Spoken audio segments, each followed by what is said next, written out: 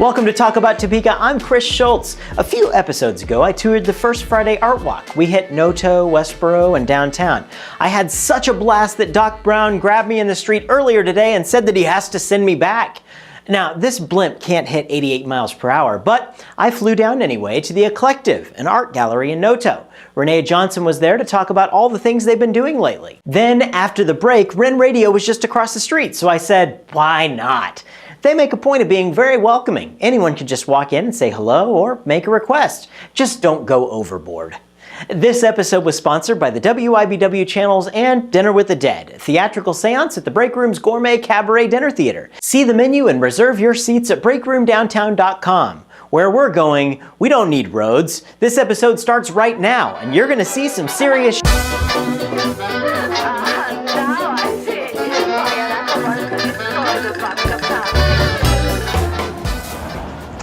Well, I just jumped out of the blimp here in NOTO, and we're about to go talk to my friend Renee Johnson from the Eclective Gallery. Let's go check him out. Hey, Chris. Hey, Renee, how are you doing? Good. Good to see you. Good to see you. What can I do for you? Well, I came in to show this place off because it's really cool. Welcome. Come on in. We're at the Eclective Gallery here, and this is Renee Johnson, a good friend of mine, and she is the creative genius of this place. It really, no, seriously, it's on the card. It says creative genius right here. That's her. So she's the creative genius, and I've known you because you've done stainless steel design concepts, and that's some really awesome stuff here. And you've been doing that for a long time now, right? I have, about 6 years now. Yeah, absolutely. And we definitely want to show that off. And I want to have you tell me a little bit about your medium to begin with. And then we can kind of talk a little bit more about the Eclective. Okay. So let's talk about stainless steel. Sure. Yeah. I started in the creative, more the artistry type stuff. And this is one of my very favorite pieces. And I get super creative doing stuff like this. And then we also do signs and just any kind of commercial stuff. But come back here and let me show you the new thing. Excellent. We recently done collegiate product. Very cool. We're licensed in K-State, KU, Mizzou, Emporia, Washburn, and Wichita State right now. And we hope to have a whole bunch more by the end of the year.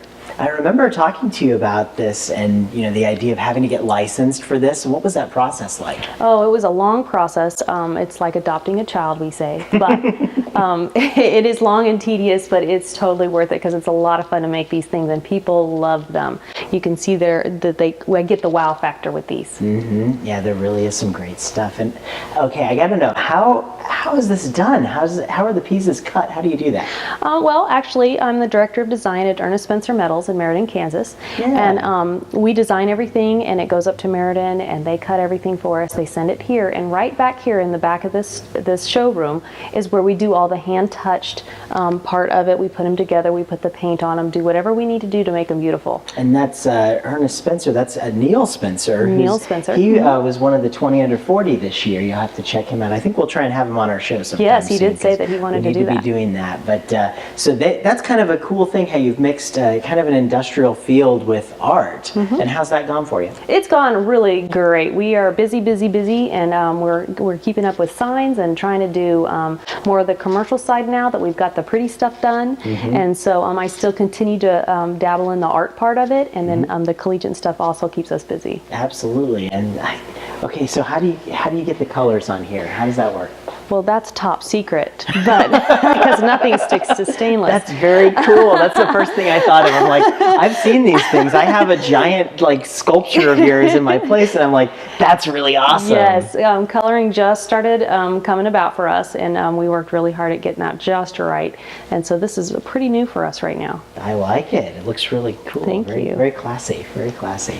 So let's show us about the Eclective here. Okay, we have about 50 local artists and craftsmen in here. Everything in here that you see is handmade. Mm-hmm. So we have anything from jewelry to scarves and handmade soaps to gourd art, more collegiate products, furniture, upcycled stuff, just all kinds of stuff in every price range. Very cool. And how long have you guys been here?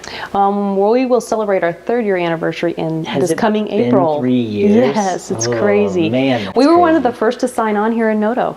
So And so for in the 3 years, how's things been going? Like from the beginning it to is now? a lot of fun. You know, we thought at the very beginning that First Fridays would kind of calm down a little bit, but really they're not. We still have anywhere from 1,500 to 3,000 people through our doors between 5 o'clock and 9 o'clock on a First Friday, and it is total chaos, but a lot of fun. I have to say, I didn't think it was possible. You know, I was one of those people that had all I of didn't this, either. this thing in my head, and I think a lot of Topekans kind of had this idea that it's just not possible. And you know, a couple of weeks ago, we took the cameras to the First Friday Art Walk, and we showed NOTO off in action. And I think it's, for anybody who hasn't been paying attention or anybody who hasn't been here, it's breathtaking. Like Yes. it really is spectacular. Well, you would never even know that sometimes this was down here. A lot of people still don't know that. We are in North Topeka, and oh my gosh, there's buildings in North Topeka. Yes, there is its own little entity down here, and it's like you're in a small town when really- you come across that bridge. It is. It really is. And I've visited some small towns before, and you get that little neighborhood feel, and like you feel that down Absolutely. here. You really do. And you know, before, you know, the old Topeka Civic Theater used to be across the train tracks over there, and I used to work there, and so driving through this neighborhood was very scary. Like there was, because I knew it existed, and that's one of the reasons I thought this isn't possible. And I'm eating my words. So am I. Well, let's show some folks some more stuff here in the Sure. Eclective. Concrete, very cool. Concrete sinks, we've got sculptures. Those are all our like lotions and soaps. They're all handmade here in Topeka. And tell us a little bit about the group of people that have come together to make this place a reality. Well, originally it started with Neil Spencer, Cora Spencer, and myself, and we have gotten bigger. We have now Elaine on board. She's our shop leader. We have Hope, who is our artistic help that we have, assistant.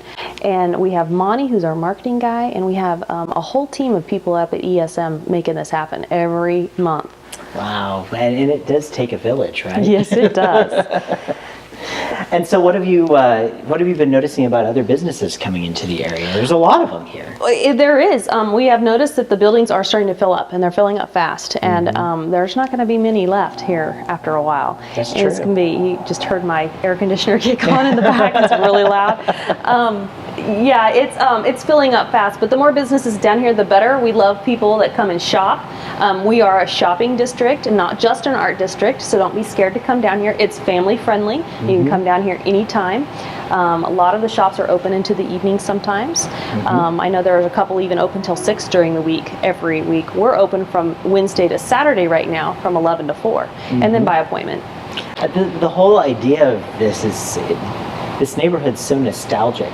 I mean, it really, there's a lot of antique shops, you know. We're going to be talking to WREN Radio, and they're all about, you know, the classics and even the art. I mean, the art ties in so beautifully with that. This is just such a great concept. I know. It's been a lot of fun. It's been a lot of fun to see it grow and change, and but still continue to be dynamic and absolutely blow us out of the water. We're just amazed at how wonderful it has become down here. Well, I have to tell you, thank you for putting it on the line and coming down here and taking a chance. As I said, there were a lot of us that said it could never happen. And I was one. I was one of them too, and I'm so glad that I can eat my words on this, because really it's another spectacular thing for Topeka. Yes, absolutely. Keep up the great work. We will. And we'll be sure to come down here and buy some stuff from the Eclectic. Absolutely. There's always new things. Always new things. Very cool. Well, thank you so much for talking to us. Thanks for coming in. You bet.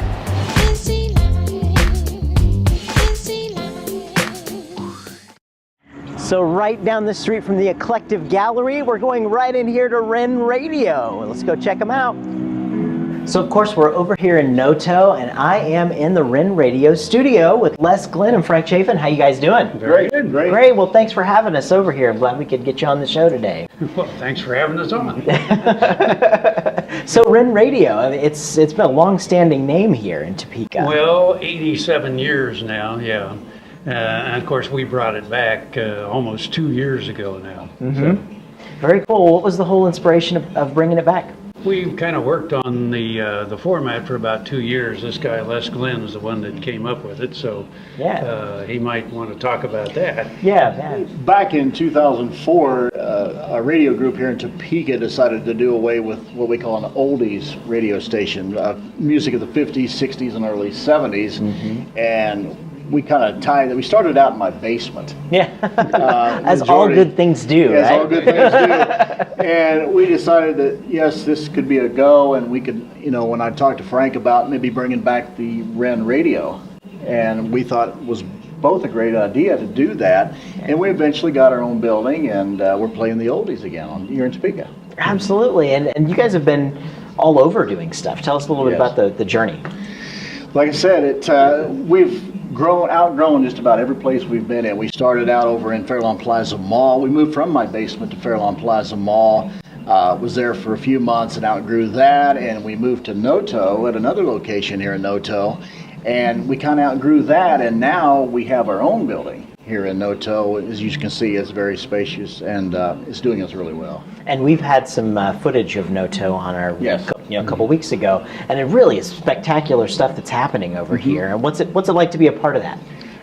Go ahead, Frank. We originally wanted to be here, and the building we're in now was not being remodeled yet, but last fall then the landlord, the Roebucks, began the remodeling, and so I got a hold of him and said, don't put any walls in it because we want the studio to be usable. Sure. And so it is a studio and an art gallery, and of course one of our walls, we have 5 artists represented on that wall. And then the other wall, of course, is just radio memorabilia, and then our corner here, which is a kind of a redo of an old malt shop. We're having a lot of fun in here because, again, I really believe that radio the way it was done is an art form. It is entertainment. The announcers were entertaining. They just didn't just introduce songs. I mean, a la the disc jockey. And so we have attempted to bring that back, and we're fortunate to have some announcers that kind of been there, done that. I'm one of them. Les is considerably younger, but some of the others are about my age, and so it's really kind of fun for us to recreate this for an audience that has no idea what went before. That's absolutely true, and the form of radio's changed a whole lot over the time as well, and it is cool to be able to walk in and actually see it happening, and the way it happens, the way it used to happen, and seeing that talent. People grew up around here. You're hearing a lot of names that you grew up with around here on the radio, WREN Radio, right? Yes. Well, of course, WREN Radio, when it was here, a lot of people that remember that, it was over on 10th Street, and it was a showcase station. And we wanted to return to that too. And again, that's why we have a storefront studio, so people can come in and visit us and talk to us. And sometimes, it's a bit of an interruption, but it's part of the game. Yeah, absolutely. And what has it been like? I mean, this whole travel here to get here. It's been great. Like Frank said, there's a lot of people in and out the door when we're here, especially to view the artwork we have here, which you'll probably see in a little bit. We got a whole wall of, like he said, 3 to 4 artists that's got their art on display. I've had people come in, do you sell radios here? No, we're a radio station. And while they're here, they go, oh, it's an art store. Yeah, you can come in and see the art. You can get something to eat or drink, here, and talk to the actual DJ. Like Frank says, and he's right, radio is theater of the mind. Right, yeah. And, and it's a little different than a regular, what we call terrestrial radio station, but it's working, and we're proud to do it. Yeah, and what's it like, the whole, the broadcast radio, internet radio, and kind of tell us a little bit about the difference there. Broadcast medium, internet is more, it's worldwide. It's like you go on to check your Facebook and stuff like that. We are broadcasting all over the world in a 12 to 15 second delay, which means when somebody's talking on the microphone, the rest of the world hears it in 15 seconds. And it's amazing that, we get calls from all over the United States.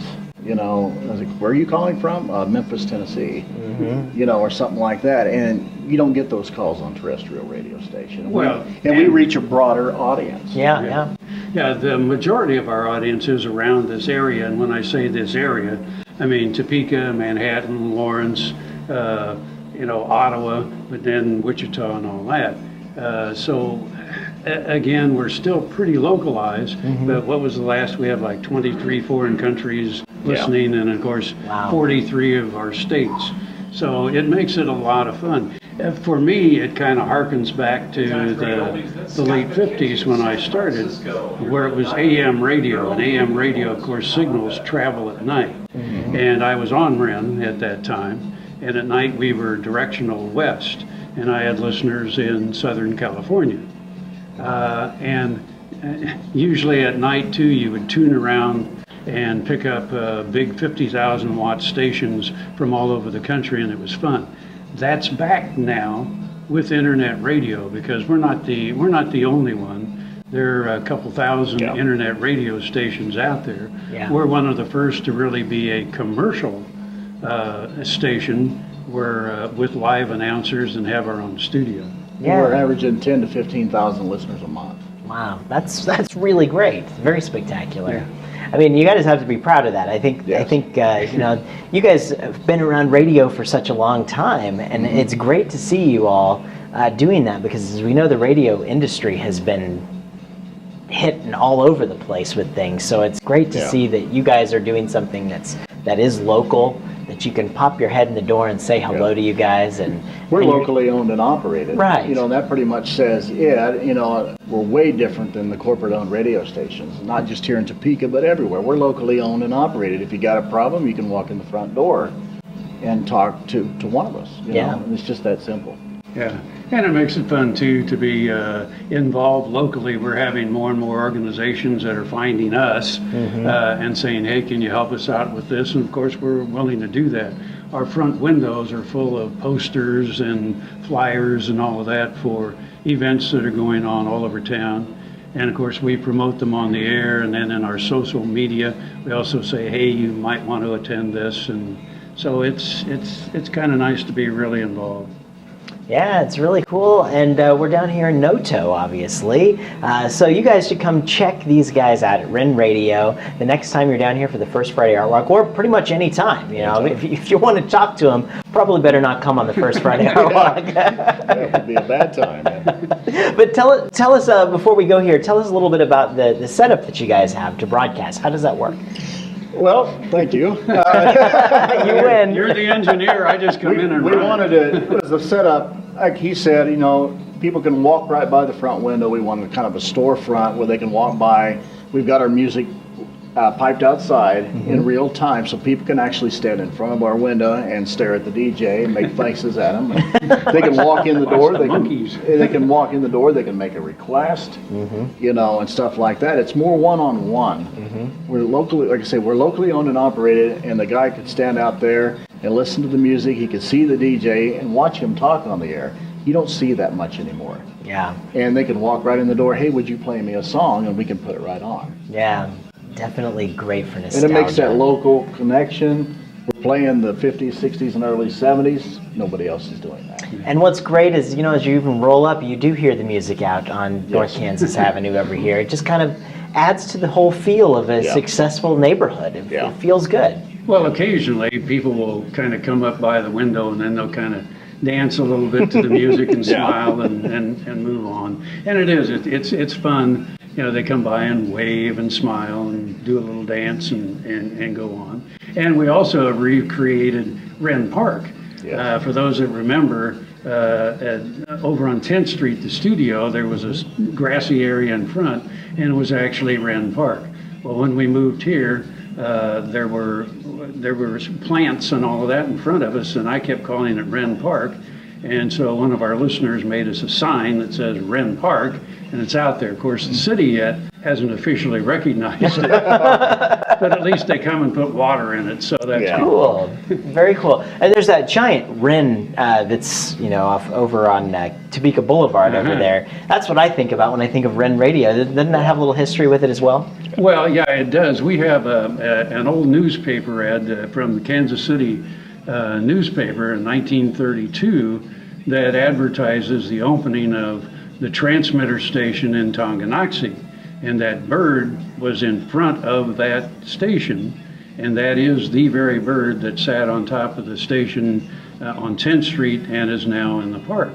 And now that you've brought it up, we would like to move that bird over here to NOTO into Veterans Park. And I mean, it fits over here now. Yeah. Well, you guys are keeping history alive, not only through music, but through, Topeka's history. And I want to say thank you for that, guys. You're welcome. Yeah, you bet. Well, Thank you for letting us tell our story.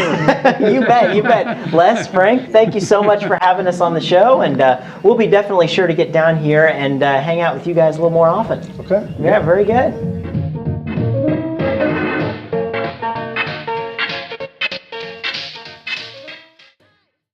Thanks again to Renee Johnson and everyone down at WREN Radio. This episode was sponsored by the WIBW channels and Dinner with the Dead, a theatrical seance at the Break Room's Gourmet Cabaret Dinner Theater. See the menu and reserve your seats at breakroomdowntown.com.